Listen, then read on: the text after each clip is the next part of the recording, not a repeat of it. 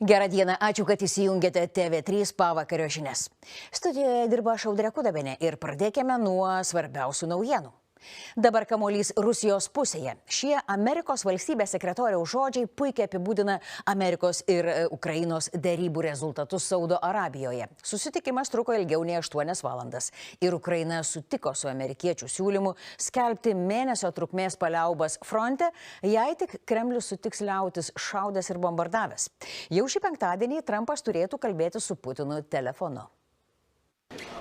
Amerikos ir Ukrainos delegacijų dėrybos Saudo Arabijoje truko ilgiau nei 8 valandas ir panašu, kad Ukraina šio susitikimo rezultatais gali džiaugtis.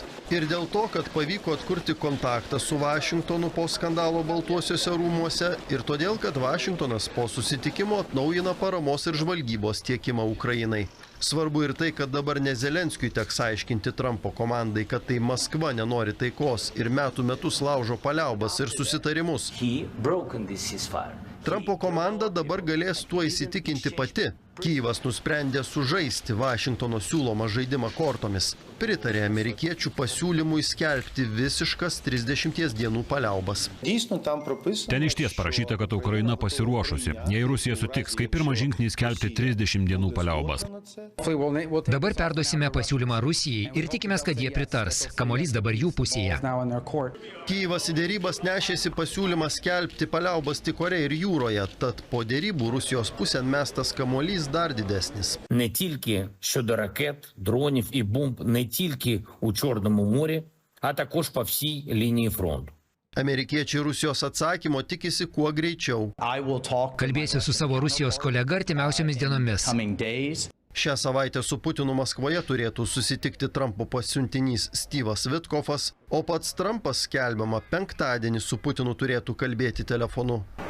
Jei pavyks įkalbėti Rusiją, bus puiku. Jei ne, mes tęsime ir žmonės toliau žus. Daug žmonių. Ar Zelenskis vėl laukiamas Baltuosiuose rūmuose? Žinoma. O tai reiškia ir išbandymą Trumpui, juk tai jis žadėjo savo rinkėjams ir visam pasauliui susitarti su Putinu, kurį vadina draugu. Kremlius pastarosiomis savaitėmis nuolat kartoja, kad jokių paliaubų nenori, bet Putinas siekdamas pergalės informacinėme kare gali ir sutikti su paliaubomis, o vėliau apkaltinti Ukrainą jas sulaužius.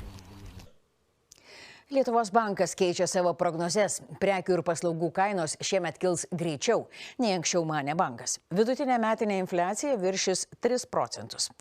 Blogų naujienų yra ir